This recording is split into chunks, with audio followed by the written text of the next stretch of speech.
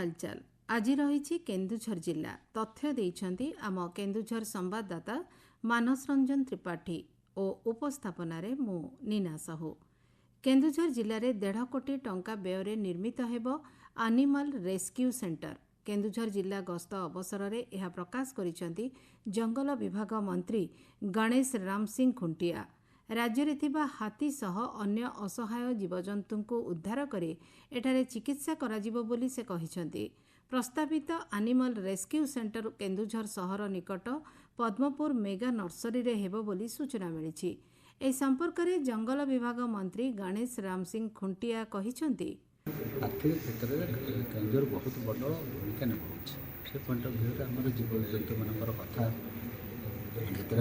जिते mining activity होती बहुत जीवजंतु को डिस्टर्बेंस होती राज्य सरकार सेंटर 1.5 करोड़। केन्दुझर पुलिस चोरी और हजि जाइतिबा 30टी मोबाइल फोन उद्धार करिबा परे मोबाइल मेला आयोजन करी एहार मालिकों को प्रदान करिछि।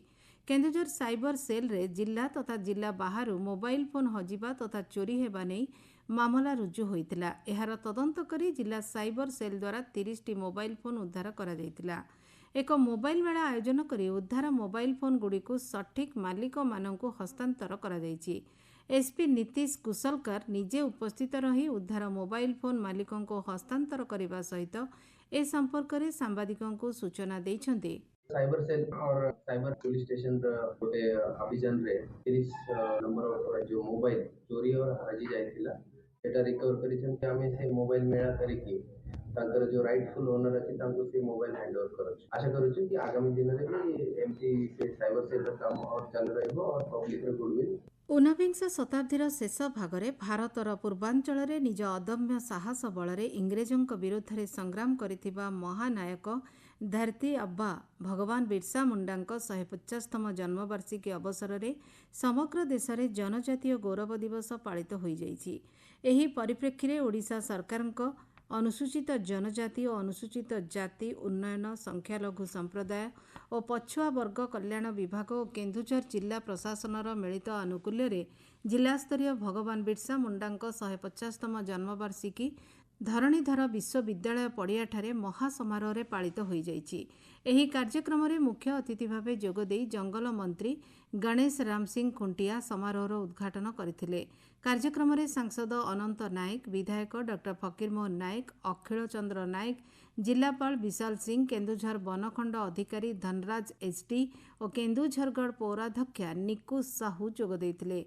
समस्त मान्यगण्य व्यक्ति एही अवसर में भगवान बिरसा मुंडा फोटोचित्र रे पुष्पमाल्य अर्पण करने सहित सम्मिलित भावे आभासी माध्यम बिहार प्रधानमंत्री कार्यक्रम सीधा प्रसारण देखिथिले।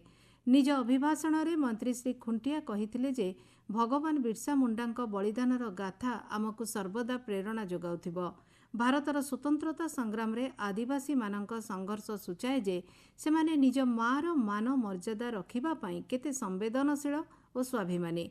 सांसद श्री नायक आदिवासी मानक देशप्रेम और बलिदान को अनालोचित करी रखी आदिवासी मानक छवि को गौण करी रखा जाइतिला, हेले सरकार आदिवासी को अग्राधिकार देइतिबा प्रकाश करिथिले। जिला सामाजिक सुरक्षा और भिन्नक्षम सशक्तिकरण विभाग द्वारा अंतर्जातीय भिन्नक्षम दिवस 2024 महासमारोह रे केन्दुझर ऑडिटोरियम ठारे पालित हो जाइछि। जिलापाल कार्यालय एक शोभायात्रा बाहरी स्थानीय ऑडिटोरियम पर्यंत जाइतिला। अतिरिक्त जिलापाल मंदरधर महालिकों द्वारा आनुष्ठानिक भाव उद्घाटित एही पदयात्रा रे शताधिक भिन्नक्षम व्यक्ति, वरिष्ठ नागरिक, स्वेच्छासेवी संगठनर कर्मकर्ता, विद्यालयर छात्र छात्री और विभागीय कर्मकर्ता सामिल होइतिले। परे जिलार समस्त ब्लॉक रो आसीथिबा उच्च विद्यालयर छात्र छात्री मध्य प्रबंध और चित्रकला प्रतियोगिता आयोजित करा जाई कृति प्रतियोगी माननकु चयन करा जाइतिला। एहा सहित दृष्टिबाधित, मानसिक अनग्रसर और श्रवण बाधित छात्र छात्री माननक मध्य विभिन्न क्रीड़ा प्रतियोगिता आयोजित करा जाई कृति प्रतियोगी चयन करा जाइतिला। जिला हालचाल आज पई एतिकिरे शेष होला। आसंता काली जिला हालचाल रे सुनिबे खोर्धा जिला संपर्क रे।